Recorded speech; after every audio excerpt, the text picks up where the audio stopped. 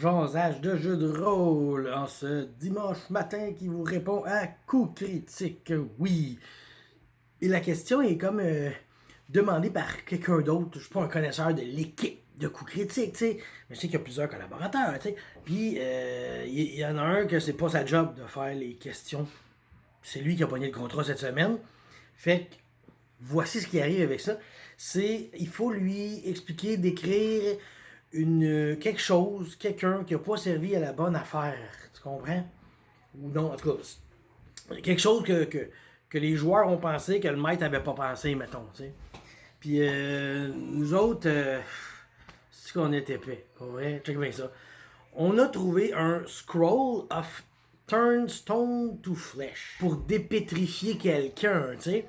Puis là, ce qui est arrivé, c'est que, je sais pas, nous autres, on n'est pas rendus là, mais lui, dans sa tête, il avait prévu qu'on allait rencontrer un champ de statues de pierre, puis on pouvait l'utiliser pour ramener quelqu'un.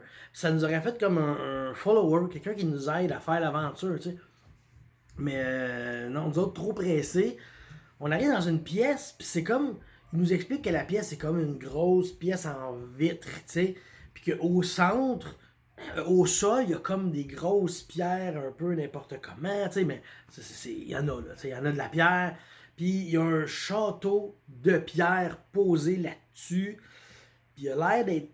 Il n'y a pas d'issue. Il n'y a pas moyen de rentrer. T'arrives, vous avez les portes sont là, mais sont en pierre comme le château. Tu sais, c'est.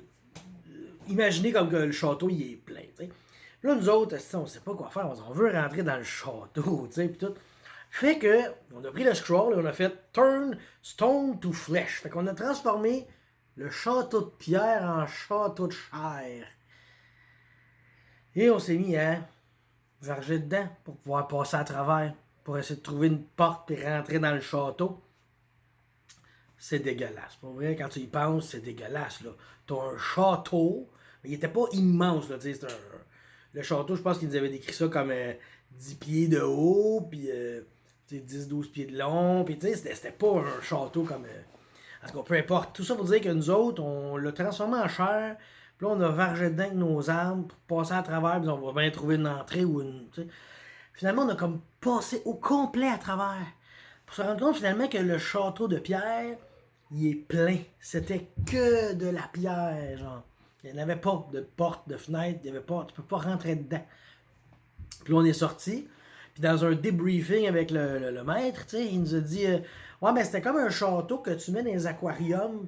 Fait que c'était comme une décoration. Parce que ce qu'il faut savoir, c'est que Reaper, dans ses quêtes, toutes ses affaires, ils ont toujours une petite twist spéciale, bizarre, louche, unique. Tu sais, je pense que j'en ai déjà parlé, mais maintenant on est rentré dans une pièce, puis la pièce, dans la manière qu'elle était décrite, c'était un long couloir avec ben des lumières, puis là t'arrivais, ça tournait, puis là la pièce était en pente, puis en tout cas, c'était une machine à boules. Fait qu'on rentrait dans une machine à boules, tu comprends?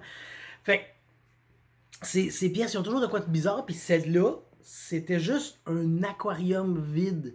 Tu sais, il y avait des roches au fond, il y avait un petit château, c'était en vitre tout le tour. Fait que c'était ça. Fait que nous autres, on s'est servi de ce scroll-là pour le gaspiller sur un château inutile. Fait que quand on est arrivé au champ de statues de pierre, ben, on n'a pas vraiment pu en sauver un puis l'amener dans notre team. Genre. C'était tellement cool, c'était super brillant de sa part, ça, genre, oh, je vais lui donner ça, puis il va dire, non, nous autres, on est un groupe de super épais, puis on a fait ça, tu sais. C'est dans ce groupe-là aussi qu'on a un joueur qui était comme dans la porte, puis il a casté Fireball dans la pièce pendant que tout le groupe était là. Il était chaotique neutre, tu sais. J'étais chaotique neutre, tu sais. Il était chaotique neutre, tu sais. J'étais chaotique neutre, tu sais. Chaotique neutre. Fait que là, la boule de feu a pété dans la pièce, ça a tué le boss, oui, le boss, les joueurs, tout. Je pense qu'il est resté juste mon personnage à 3 points de vie parce que j'étais un barbare, genre full point de vie. Puis là, ce qui est arrivé, c'est que en tuant le boss il explosait, puis il m'a fait 3 de dégâts, puis il me restait 3 points de vie. Fait que je suis tombé à 0.